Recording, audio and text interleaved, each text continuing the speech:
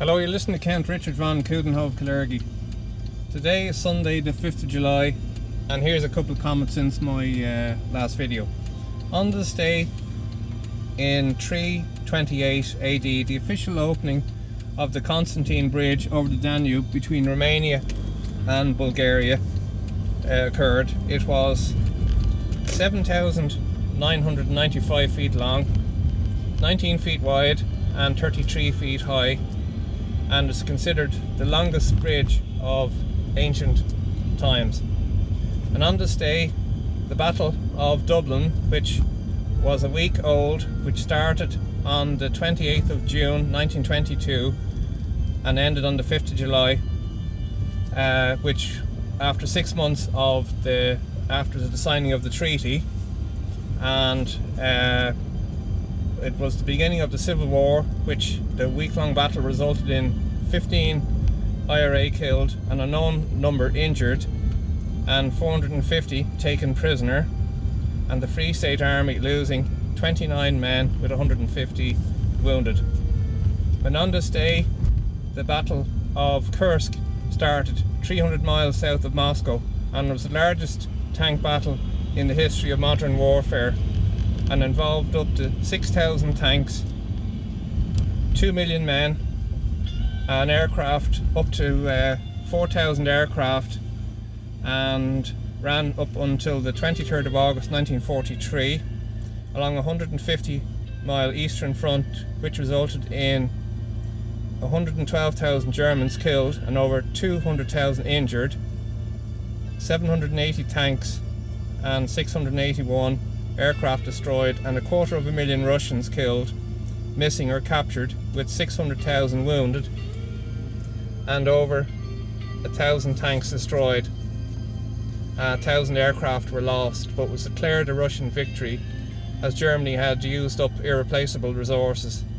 And interestingly, one gentleman but a Sergeant Staudegger was in a German Tiger tank, actually knocked out in one engagement over 20 Russian tanks, which helped prevent front. Nice indication there for that coupe Mercedes. We're just driving up through Terenure here now, and the old classic cinema is on the right hand side there, which is now I'm not quite, it's an interior, and the synagogue is just there on the left hand side. But now this week is an interesting week. We're now the 33rd, a real Masonic number there, 33rd Dail, with a new leader who was only elected on the 6th count. And interesting, the Hazel Chu has been appointed Lord Mayor of Dublin, and she says that her most important issues to deal with are racism and LGBTI matters, and that's her priority. And to me, I think she has that wrong, that her priority should be for Dublin for everybody, all lives matter, and that it's important that Dublin gets up and running and back in business. And also quite extraordinary, she had shown support for the new Minister for Children, Roderic O'Gorman, who has put out some quite extraordinary tweets regarding Peter Tatchell, and the support for Peter Tatchell's said that some underage children enjoyed their sexual experience and were not harmed by it. And I was quite disappointed to see that Hazel Chu's support Twitter got over 1,000 supports or likes from people, and I'm quite disappointed that people actually think that that's actually okay, and I for one don't. And I noticed that Dr. Ciara Kelly, strangely enough, actually came out against it. Now on the left hand side here we have Rathfarnham Castle, and which I believe that Ireland's first seismograph was built, and we're just heading down here towards Rathfarnham village, where you can see the building there, which is the Yellow House, a well-established landmark built in, if my memory serves me right, in 1827, and that's the church there in Rathfarnham village, you know. But yeah, and also John Connor from the travelling community came out about it, and I was nice to see some more people actually take a stance on this, you know. But a thought occurred to me as well with the new release of the HSE figures, that now the differentiation between those that died with the virus and from the virus, that they now believe that the figures that could be up to 600 people have been included in that category, you know. But I got thinking on this idea of the whole idea about the coronavirus, and that is actually a form of religion, that it's actually a new one world religion, and then we almost bow before the corona god. Entering a shop, for instance, we now have to bless ourselves with hand sanitizer, join the queue as if in penance, and confess your sin of consumption to the till operator, enclosed in a plastic confession box, and like magic and a transfer of payment, your guilty purchase has been forgiven. Just an observation, you know. And that building on the left hand side there, it used to be a very famous old pub called the Tuning Fork, which I believe the original walls in it were made of turf and plaster, and I had the odd pint in there, which is a very nice pint of Guinness. But also during the week I had my car serviced, and by a very nice gentleman called Alan. And Alan, I believe you're now a subscriber, so thanks for subscribing. But his garage was quite close to a small little village that had a church, and I decided to you know, ask him would he mind dropping me into the village so I can get a bite to eat, which I did. But when I entered into the church and to light a few candles, I was approached by this elderly lady who asked me would I like some communion, to which I said I would, and she sat me down on the front row there of the church, and came down with the communion and presented it to me, and she asked me my name, so I told her my name, and she actually blessed me. So she said a prayer for me and, you know, blessed me, and I have to say I found it quite emotional. I was very touched by her the sweetness of her act. So I asked her name, and she said that she was a nun.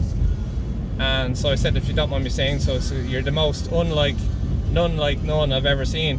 But she was a very lovely lady, and so that was that. So I got, as I say, my car serviced and back in business, you know.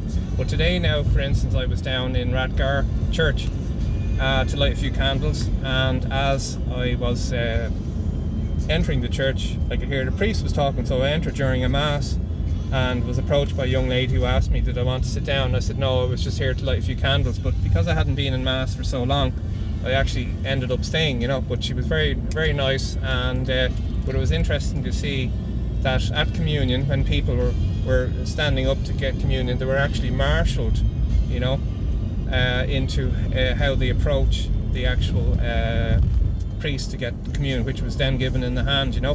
But to sit down and see to the sound of Pia Jesu being sung over the PR system by a very nice sounding voice, and to see people being marshalled around with and the number of people wearing masks as well, I thought was a little bit sad, you know. Now with this part of the road now, we're approaching this what's known as Edmondstown, and it leads up towards the Pine Forest, which is a very famous landmark for those that like to hike amongst the hills. And on the way up past, you have the cemetery there in Edmondstown, and I used to, like the gentleman on the bike there, God bless his lungs, I used to cycle myself around here, and it would take me an hour to get from Rathfarnham village up past the Hellfire Club, because it's a very steep climb. But on their right hand side now, the little river, the Owen-Dore, flows and eventually joins the Dodder then, I think just before, at the back of Temple Oak. And but yeah, so I'd like to end, if I may, with a quote from Ecclesiastes as I'm reading it, the scripture I was reading today. So this is 9 Ecclesiastes verse 12. Man no more knows his own time than a fish taken in the fatal net, or a bird trapped in the snare. Like these, the children of men are caught when the evil time falls suddenly upon them. Now that bridge there is the M50 flyover, and which is there, God, must be near 20 years at this stage. And the little school there in Edmondstown is just on on the right hand side there. But as we go up here towards the bend of it, you'll see there was a very famous pub called Sean Doherty's, which is now called the Merry Ploughboy, and just probably about a mile up from Rathfarnham, maybe a mile and a half. So a nice place to have a bite to eat, and you can see a pitch and putt course either side there. But it's a nice part of, especially this time of year. We're past midsummer now, so the trees are all in full bloom, and the 40 shades of green, which are a special feature of our beautiful country. But there you go. So there's Sean, as it used to be, Sean Doherty's pub. I don't think they're quite open. Oh, there's some people in there, so I'm sure they'll have to follow the regulations regarding social distancing and rules and how long they can stay and all that. But there you go. So listen, there are just a couple of thoughts and comments which are my own. Thanks for listening. Good night, good luck, God bless. And I dedicate this to a friend of mine who likes Pink Floyd. I think the last time I played this, the volume wasn't very good, so hopefully this time it's a little bit more appropriate. Okay, thank you. Bye bye.